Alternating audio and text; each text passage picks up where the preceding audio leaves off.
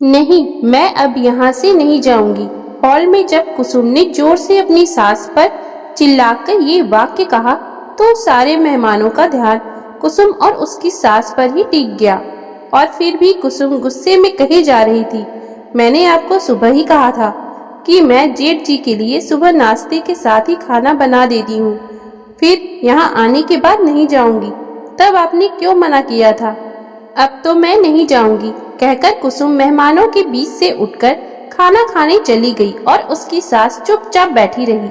आज इस शादी की चर्चा का विषय केवल कुसुम की उद्दंडता ही थी कि कैसे छोटी बहू होकर इतने मेहमानों में सास पर चीख पड़ी। अगर जेठ के खाने का इंतजाम करने चली ही जाती तो क्या हो जाता? बेचारी सास, उसकी तो बहुओं के आगे बिल्कुल भी नहीं चलती। बेटे तो बहुओं की ही सुनते हैं। ऐसा है वैसा है। कुसुम इस सबसे बेपरवाह अपने चचेरे भाई की शादी का आनंद उठा रही थी। उसे इस सब चर्चा या बातों का कोई भी फर्क नहीं पड़ रहा था और एक तरफ उसकी सास अपने जैसी उम्र वाली औरतों के साथ बैठकर अपना दुखड़ा रो रही थी। ऐसी कौन सी बात कह दी थी मैंने उससे? बड़ी बहू मायके गई है और बड़ा बेटा शादी ब्याह का खाना नहीं खाता, तो उसके लिए 2 रोटी बेलने चली जाती तो क्या हो जाता?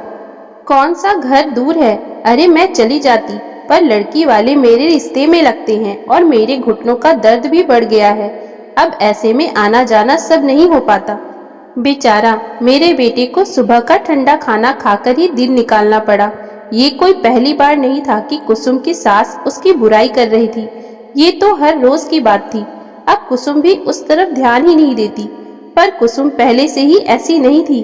12 साल हुए थे कुसुम की शादी को, 2 बच्चे भी हैं। जब कुसुम शादी करके आई तब तो उसके मुंह से एक शब्द भी नहीं निकलता था। सास ससुर जेठ जेठानी, उनके बच्चे, 2 ननद और कुसुम का पति जो सबसे छोटा बेटा है, इतने लोगों के संयुक्त परिवार में रहती थी। कभी पल्लू भी गिरने नहीं देती थी। पति को नौकरी के चलते विदेश जाने का मौका मिला। सभी घर वालों ने कहा कि ऐसा मौका बार बार नहीं मिलता, तो उसे विदेश की नौकरी स्वीकार कर लेनी चाहिए। बस फिर क्या था, 5 महीने की गर्भवती कुसुम को छोड़कर उसका पति विदेश चला गया। कुसुम गर्भावस्था में सारे घर का काम करती, सास ससुर जेठ जेठानी सभी का ध्यान रखती। कुसुम के होते हुए सास या जेठानी रसोई में पैर भी नहीं रखती थी। जेठानी जी का जब मन होता तब मायके चली जाती। रिश्तेदारों में या घूमने फिरने ऐसा आना जाना लगा रहता था। और जेठानी के दोनों बच्चों को संभालने की जिम्मेदारी भी कुसुम की ही रहती थी, क्योंकि बच्चों के स्कूल के चलते जेठानी हर बार उन्हें साथ नहीं ले जाती थी। जब भी कुसुम मायके या कहीं जाने की बात करती तो उसकी बात पर कम ही ध्यान दिया जाता था। अब कुसुम को 7वां महीना लग गया था, तो गोद भराई भी करनी थी। सारी तैयारी कुसुम की सास ने कुसुम से करवाई। जेठानी को तो हर जगह आने जाने से ही फुर्सत नहीं थी। नंदे आती तो हाथ बटाने की जगह फरमाइशें लेकर बैठ जाती। फिर भी कुसुम चुपचाप सब करती रही। यहाँ तक कि गोद भराई के दिन भी परिवार वालों के लिए सारा खाना कुसुम ने ही बनाया था, क्योंकि फंक्शन के पहले दिन ही जेठानी और सास की तबीयत जो बिगड़ गई थी। पर जैसे ही कुसुम की सारी रस्में शुरू हुई, दोनों ठीक भी होने लग गई थी। कुसुम अब अपने मायके आ गई थी और यहाँ आकर उसने राहत की सांस ली थी। उसने इन सब चीजों को अपने पति से बताया तो कुसुम के पति ने कहा, बच्चा होने के बाद जब मैं आऊंगा तो माँ और भाभी से बात करूंगा। कुसुम भी पति की बात मानकर चुप हो गई। कुसुम जब भी ससुराल फोन लगाती तब सास और जेठानी की तू मैं चल ही रही होती थी। कभी घर के कामों को लेकर, कभी रसोई में खाना बनाने को लेकर। हर बात पर दोनों अपनी अपनी बातें कुसुम को सुनाती। कुसुम तो अवाक ही रह गई, क्योंकि उसकी सास तो उसके आगे जेठानी के गुणगान करती रहती थी कि बड़ी बहू के जितना काम तो कोई नहीं कर सकता, अकेली 50 लोगों को संभाल सकती है। फिर अब ये तनातनी क्यों? वक्त आने पर कुसुम की डिलीवरी हो गई और उसने एक प्यारी सी बेटी को जन्म दिया। कुसुम की सास, जेठानी, जेठ और उनके बच्चे, ननद सभी बारी बारी से आए बच्चे को देखने। और अब कुसुम की सास ने उसके माता पिता से कह दिया कि अब माँ बेटी दोनों स्वस्थ है, तो आप 1.25 महीना होते ही अच्छा सा मुहूर्त निकलवा दीजिए। हम अपनी बहू और पोती को ले जाएंगे, तब तक छोटा बेटा भी आ जाएगा।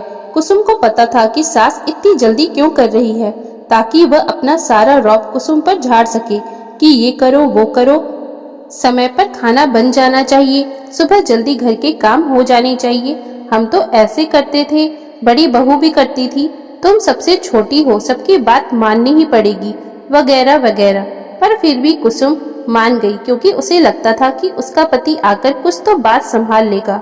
उसे काम ज्यादा करने से परेशानी नहीं थी, पर सब कुछ करते हुए भी उसका उसके ससुराल में कोई महत्व नहीं था। सास ससुर नंदे सभी जेठानी की ही तारीफ करते थकते नहीं थे। अगर कहीं कुछ ज्यादा अच्छा खाना बनाना हो या साफ सफाई कोई काम भी हो तो कुसुम को आगे कर दिया जाता था, और कहीं शादी फंक्शन तीज त्योहार पर जेठानी को ही भेजते, या ये कहो कि वह सबसे पहले चली भी जाती। और अगर कुसुम को अपनी रिश्तेदारी में या कहीं भी जाना हो तो घर के सारे काम निपटाकर, खाना बनाकर, सारी जिम्मेदारी निभाकर ही जा पाती थी, फिर भले पहुंचने में देर ही क्यों ना हो जाए। खैर, कुसुम का पति छुट्टियां लेकर वापस आया। कुछ दिन तो रिश्तेदारों से मेल मिलाप में निकल गए। दिन भर सारा घर कुसुम के पति को घेरे रहता और कुसुम रसोई में खपती रहती। बच्ची को जब भूख लगती या उसकी नैपी बदलनी होती तो ही कुसुम के पास उसकी बेटी दी जाती। कुसुम और उसके पति को रात को ही बात करने का वक्त मिल पाता। कुसुम दिन भर की थकी हुई भी अपने पति के लिए वक्त निकालती थी।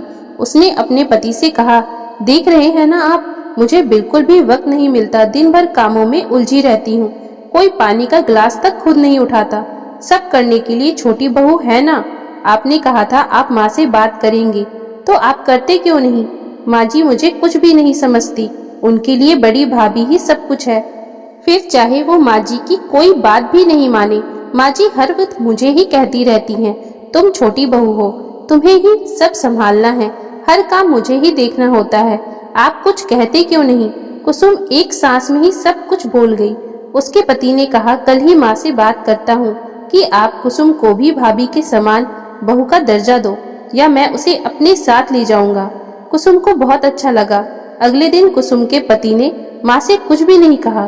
कुसुम के पूछने पर उसने कहा कि जब माँ का मूड अच्छा होगा तब बात करूंगा, कहकर बात टाल दिया।